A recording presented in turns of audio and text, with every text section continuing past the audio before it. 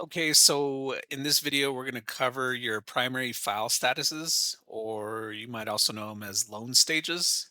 And we're also going to cover substatuses. Um, we'll show you how they work, where they show up. And so, from the system settings perspective, we'll go down to settings, platform settings, and then file status. And this is where you'll see your primary file statuses. So this list you could drag and drop them, move them around, put them whatever order you want. You can rename them.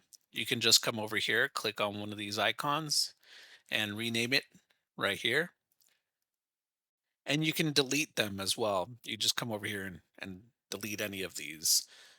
Keep in mind that if you delete any of them, after you've already started using them and assign them to certain loan files, the system is going to make sure that you don't have any loan files attached to that specific primary file status. So you're going to want to change them to a different file status. So I can show you how to do that here in the pipeline, where you can come over here. Let's see, want to select a few of these that you want to change. You hit this icon right here, and you can update the status here for those that you selected to mark the box for. And you would just select which primary file status you want to set, and then you hit save. Okay.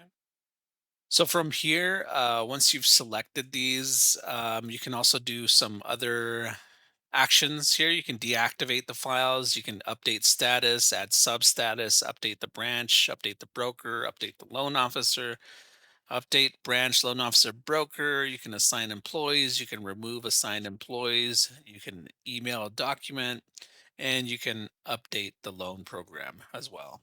Okay. Now going back to the primary file statuses here, the statuses have different permissions. So if you click on it right here, actually you could just see right here, um, based on these green check marks, the green check marks represent the ability to edit the loan file in that stage. And the red X represents a read-only status. Okay. So if it's in pre-approved, processing, underwriting, etc., the borrower can't edit the file. It's read only. They can make notes and upload documents. And the same thing with the broker or loan officer. They're in the front end. If they're done working on the file, it goes into processing. They should not be able to edit the file. And on a case by case basis, you can edit those permissions if needed. Um, but you click on any one of these icons, and it'll open up the status here.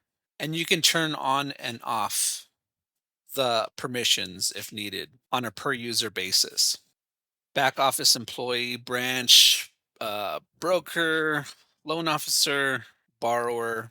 And then you can choose to make this status available in the dashboard or even in the client pipeline. So we'll see what that looks like in the dashboard. Let me close this. We'll go to dashboard, and you'll see your primary file statuses all up here at the top. So I can add additional stages and choose to make them available here in the dashboard if I want or not. And then in the pipeline for the client, the borrower, you can choose to turn them on or off. So there might be some certain stages that you don't want them to see. For example, sold. Maybe you had a sold disposition on a file. The client doesn't need to know that you sold their loan, right? So we wouldn't turn that on in the client pipeline. And you can also add a description here. So you can put a little bit more of a description for your status, and that'll show up in your pipeline as well. Whenever you come over here and you mouse over the primary file status, you'll get a little description that shows up right there for each status. And it provides training for everybody to see what it is that you intend and mean for files in this particular stage and how you move them to each stage. So that's how you edit the primary file statuses. So let's look at how they come into play throughout the system. The primary file statuses and substatuses. You can see them right here. The status, this column right here, will give you a quick view of all the different primary file statuses for each loan file. And everywhere you see this change icon, you can actually change the primary file status from there as well. So if you click on this, you'll get the drop downs here available to select any of the other primary file statuses. And you can change the substatuses as well. So file can only have one primary file status, but it can have multiple substatuses. So both are customizable. It comes out of the box with a lot of substatuses, and you can fine tune them and change them to whatever you want. And we'll take a look at that in a second. But when you have them set in the system right, you can come in here and just search for the different substatuses. And if you open up this green folder, you'll also see this icon in there, multiple places. You'll see the primary file status here. You can change it from here, and you can change your file stub statuses here as well. And so when you set these up right, you can come in here to the search function, and you can search by the primary file status, or you can also search by all these different client file substatuses.